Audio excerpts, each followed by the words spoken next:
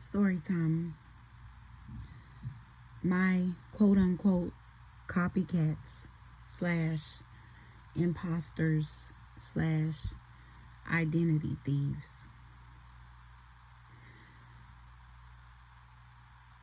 So, from a criminal aspect, I knew that someone had got a driver license with my driver license number, but their face on it. I'm not even sure if it had like my address, but someone actually went to the DPS and was able to obtain a driver license that had my information on it, but their face. I found out about that in 2023.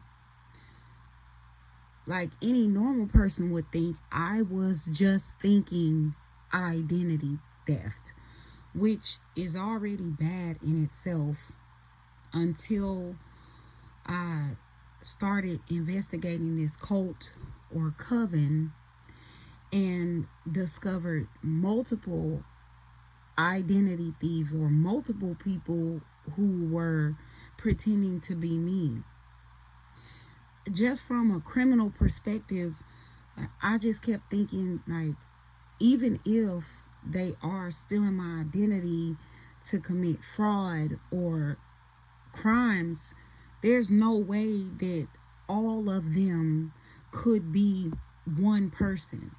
So I started to look into why these women were pretending to be me, and the truth is stranger than fiction. So this cult or coven seems to have this passed down, gate kept knowledge that they may have received or they may share with some secret society about certain bloodlines that are apt to have certain spiritual gifts just based on their bloodline. They also believe that these spiritual gifts have some sort of magical qualities or powerful qualities, and that if they can exploit the individuals with these spiritual gifts or magical qualities due to their bloodline, that it will make their spells and make their magic more potent, more powerful. In another video, I discussed one of the ways that they harvest or siphon or steal this energy from individuals is through sex magic rituals, where the individual could have sex with someone, and then everyone that person has sex with, they could do a ritual to basically share that one individual's energy. This is where these copycats come in. All of these women weren't using my driver license or going to banks or pretending to be me for criminal matters. Maybe only one of them was, but the rest of them, the reason why they were pretending to be me was to fuel these sex magic rituals.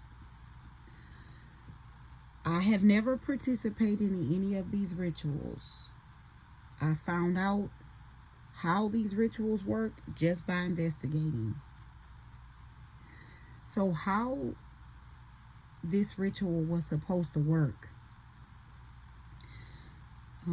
Women who were close to me, like women in my circle, I'm talking family members, quote unquote friends, women who had an emotional connection with me, women that I cared about, women that I loved, women that I dealt with on a regular basis, women that I had a genuine connection with, at least from my side. They targeted women such as that due to the fact that it would be unlikely that I would ever break their connection. I'm not going to name the relationships of these women, but imagine who the closest people are to you that you would never break a connection with. They targeted some of those individuals. These are people in my very close circle. So, not sure how they got them to be involved, but I've come to find out as of late that many people in my circle, not just women, women and men, are jealous of spiritual gifts that I hadn't even started to display. These were many men and women were jealous of a destiny that I had never looked into. I had never looked into my future, which tells me that this person who targeted these women to be involved must have told them about my destiny, must have told them about my future, where I was supposed to fall in love with certain men or have connections with certain men, or my future to be abundant or wealthy, or my future for fame and fortune, or my future displaying or discovering my spiritual gifts. And most of the people they told immediately took this jealous route, like they didn't have that in their future, so they just either wanted to take it from me or take mine from me or stop me from ever getting my destiny or my future.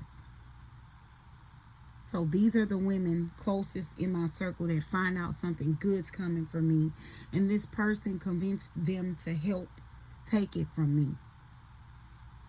And like I said, these are people that I had a genuine connection with, one that I thought was genuine from them as well, because it had to be that I never would suspect them, because the connection had to remain viable.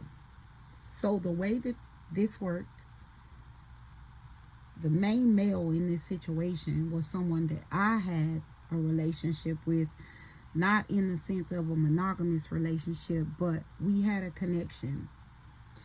That man I had slept with at one time, and I've come to find out that he's not the only man that was participating in this. So other men that I have slept with in the past also participated in this, in the fashion that he participated. I'll get to that, but we'll start with the one, because we're just speaking about the copycats. This one man that I had slept with, I haven't had any dealings with him for over a year, but this one man that I had slept with went to these females in my close circle and got them in agreement to, number one, keep the connection open.